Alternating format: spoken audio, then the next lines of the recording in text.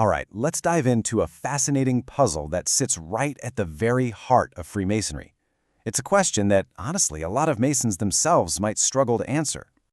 And that's the big question, right? Freemasonry is famous for being open to good men from any faith. So why this specific dedication to two Christian figures? It seems like a total contradiction. How did that happen?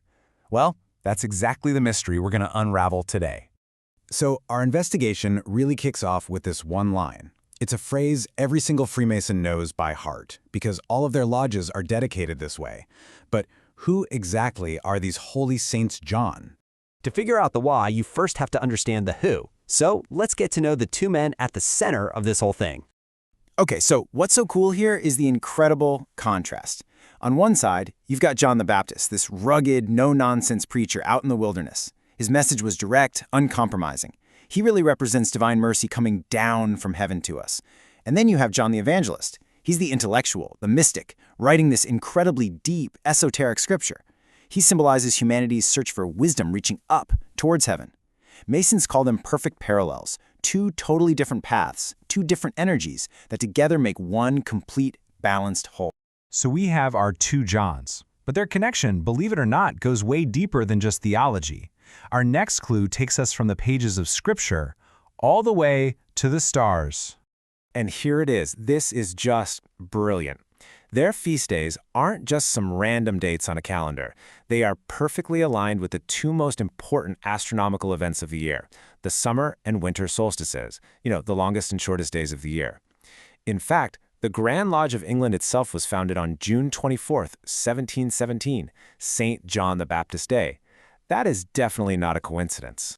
And just a quick primer on the word itself. Solstice actually comes from Latin, solstitium, which literally means sun stands still. And that's a perfect description, because that's exactly what it looks like from down here on Earth. The sun hits its peak, either highest or lowest in the sky, and just seems to pause for a moment before it starts heading back the other way. You can bet that for ancient cultures, this was a moment of huge, huge power. But why was this timing so important? I mean, what's the big deal? To answer that, we have to rewind the clock way back to traditions that are older than not just Freemasonry, but Christianity itself.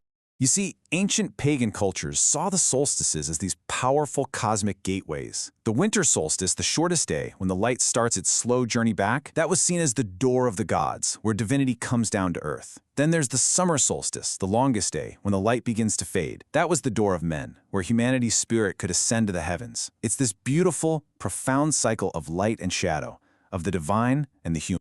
And get this, the Romans had a single god for this exact duality.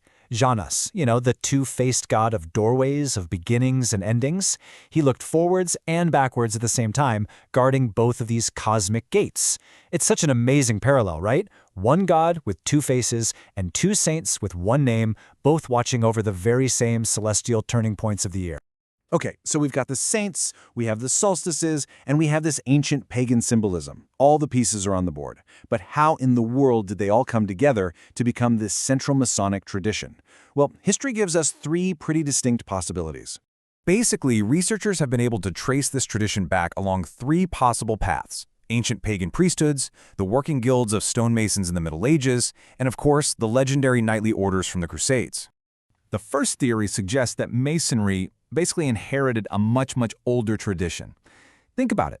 Ancient sun-worshipping cultures, like the Druids, they saw the solstices as their most sacred days of the year. Now, the early church, instead of trying to ban these super popular celebrations, would often just absorb them, giving them a new Christian meaning. And so, the holy days of the sun became the holy days of the Saints John. Now, the second theory is a lot more practical, a little more down to earth. It's grounded in the actual history of building things. The idea is that modern Freemasonry grew out of the professional guilds of actual stonemasons. And we have records showing that in Scotland and Northern England, which is the cradle of Freemasonry, these guilds often picked John the Baptist as their patron. It makes sense. He was a man who worked out in the wilderness, making a straight path. A pretty powerful symbol for guys who bring order and structure out of raw, rugged stone.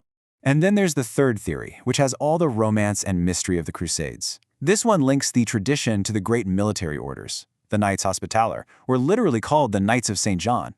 But it's the more mysterious Knights Templar who also had this really deep connection, especially to John the Evangelist. His mystical gospel was rumored to be a huge part of their secret teachings. So it's possible the tradition was passed down from these knights into the Masonic lodges that some people believe they joined after the Templars were suppressed. So, we've got three really compelling but also competing theories: a pagan astronomical tradition, a practical choice by a workers' guild, and a secret legacy from the knightly orders. So where does that leave us? What's the real answer? Right, that's the big question. After all this digging, which path is the true one? And the answer is, we don't know, not for sure. And you know what? Maybe it doesn't even matter. What is absolutely undeniable is that the tradition is ancient. It's described in Masonic writings as being from time immemorial. The historical line is clear, even if we can't pinpoint that one single starting point. And that actually leads us to a much deeper, more profound answer. Maybe the real question isn't about history, but about philosophy. What if the Saints John were chosen not just for who they were, but for what they represent? What if they're meant to be the perfect blueprint, the Platonic form of the ideal Freemason? And here, those perfect parallels we talked about come full circle. Together, they embody all the virtues that every Mason is supposed to strive for. The direct, uncompromising righteousness of the Baptist, who spoke truth to power, combined with the deep, esoteric love of the Evangelist, who was always searching for a higher wisdom. Together, they create this complete picture of an ideal human being, kind, righteous, loving, and above all, faithful to their principles, even unto death. A standard that can probably never be perfectly achieved, but must always, always be emulated.